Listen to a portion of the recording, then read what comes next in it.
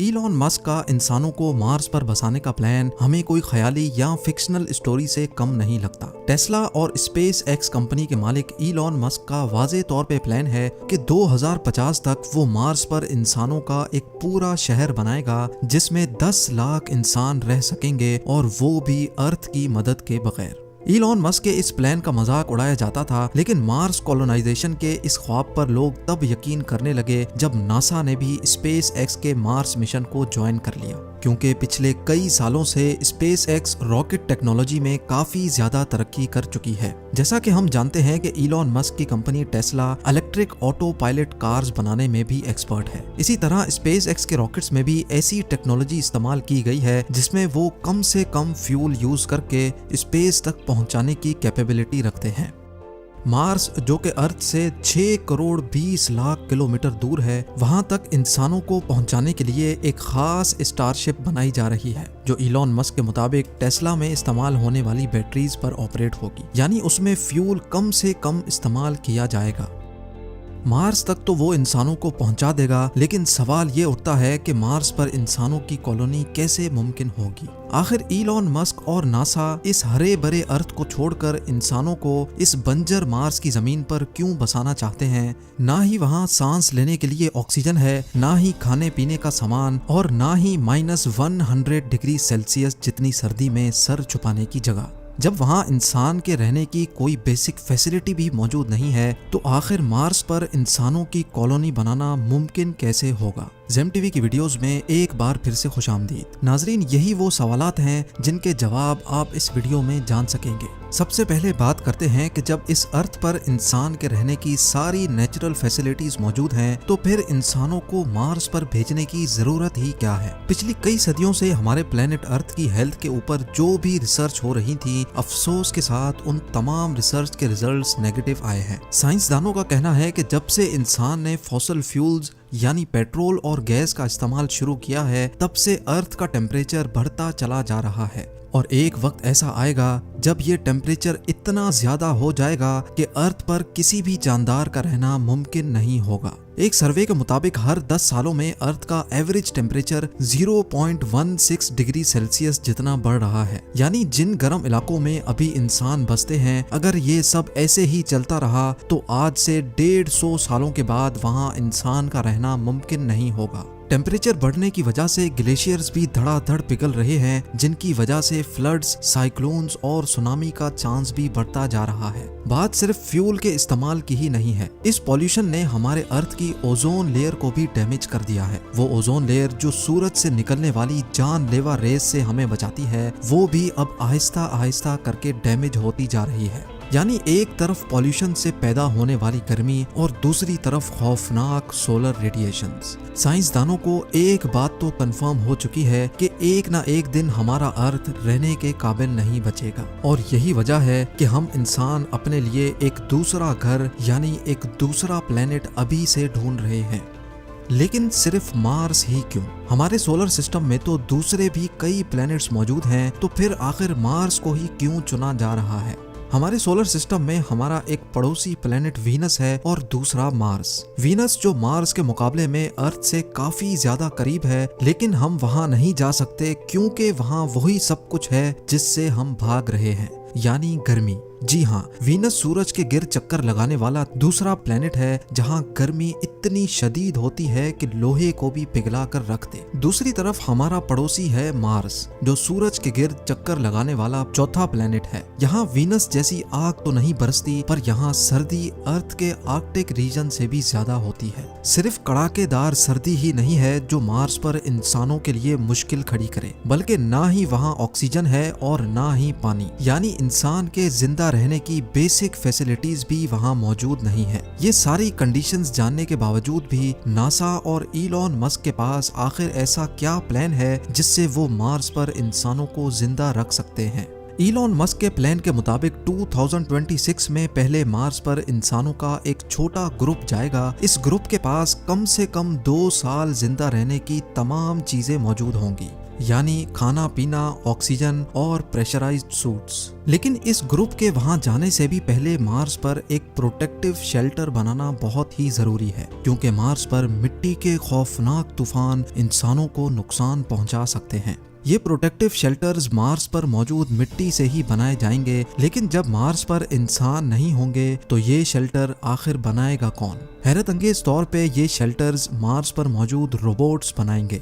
Artificial intelligent robots को इंसानों से पहले मार्स पर भेजा जाएगा। ये एक खास किस्म के रोबोट्स होंगे जो वैसे तो अलग अलग हिस्सों में काम कर सकेंगे, लेकिन जरूरत पड़ने पर वो आपस में जुड़ भी सकेंगे। ये रोबोट्स इंसान के काम करने से काफी ज्यादा फास्ट काम कर सकेंगे, जिनमें कैमरास, सेंसर्स, मिट्टी खोदने के लिए एक्सकवेटर्स और 3D प्रिंटर यूनिट्स भी लगे होंगे। सोलर एनर्जी से चलने वाले ये रोबोट्स पहले तो सेंसर्स की मदद से एक खास किस्म की मिट्टी ढूंढेंगे। जिस जगह पर वो खास मिट्टी ज्यादा पाएंगे वहीं वो अपना बेस यूनिट कायम कर लेंगे। इन रोबोट्स में से जिसका काम डिगिंग का होगा वो उस जगह को खोदकर मिट्टी को कलेक्ट करेगा और फिर छोटे छोटे रोबोट्स ये मिट्टी रिफाइनिंग यूनिट तक लेकर जाएंगे। रिफाइनिंग के बाद ये मिट्टी 3D प्रिंटर यूनिट तक पहुंचाई जाएगी, जो एक एक लेयर करके 3D प्रिंट करते जाएंगे।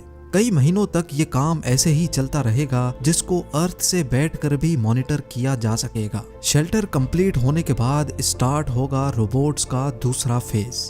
अब मार्स पर पहली बार इंसानों का एक ग्रुप लैंड करेगा। क्योंकि इंसान यहाँ पहली बार लैंड करेंगे, इसीलिए इनके पास काफी सारा सामान भी मौजूद होगा। मार्स पर मौजूद रोबोट्स इंसानों को वहाँ वेलकम करेंगे, उनका सामान उठाकर लैंडिंग साइट से बेस यूनिट तक लेके जाएंगे और बेस यूनिट के शेल्टर के अंदर छोटे छोटे यूनिट्स को रखा जाएगा, जो अपने आप इन्फ्लेट हो जाएंगे।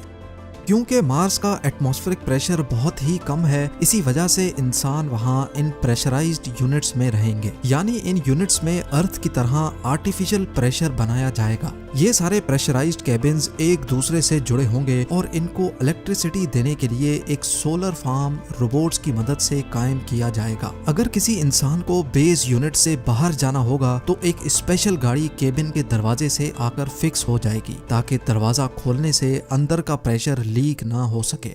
अब बारी होगी मार्स पर एक ग्रीन हाउस बनाने की, ताकि मार्स पर वेजिटेशन की जा सके। साइंस रिसर्च के मुताबिक मार्स पर स्टार्टिंग में सिर्फ पोटैटोज और बीन्स लगाए जा सकेंगे। ग्रीन हाउस के अंदर प्लांट्स जैसे जैसे बड़े होंगे, उनमें से एक ऐसी चीज निकलेगी जिसका होना मार्स पर बहुत ही ज्यादा जरूरी है, और वो है ऑक्सीजन। जी हाँ, ये प्लांट्स मार्स पर सब्जियों के अलावा इंसानों को ऑक्सीजन भी देंगे, लेकिन ये ऑक्सीजन इतना ज्यादा नहीं होगा, इसलिए जल्द अज जल्द मार्स पर ऑक्सीजन बनाने का भी बंदोबस्त किया जाएगा। हैरत अंगेज तौर पे ये एक्सपेरिमेंट मार्स रोवर पहले ही कर चुका है। एक स्पेशल डिवाइस जो सोलर एनर्जी के जरिए ऑपरेट होगी, वो मार्स के एटमॉस्फेयर से कार्बन डाइऑक्साइड को लेकर उसमें से हीट और इलेक्ट्रिकल करंट पास करेगी, जिससे ऑक्सीजन कार्बन डाइऑक्साइड से अलग हो जाएगा और उस ऑक्सीजन को कलेक्ट कर लिया जाएगा। यानी अब इंसानों की एक छोटी टीम वहां ऑक्सीजन भी बना सकेगी। खाने के लिए उनके पास सिर्फ 2 डिश ही सही, पर खाना मौजूद होगा। और मार्स की जमीन के नीचे फ्रोजन वाटर मार्स पर मौजूद रोवर पहले ही ढूंढ चुका है, तो उस बर्फ को पिघलाकर पानी भी बनाया जाएगा।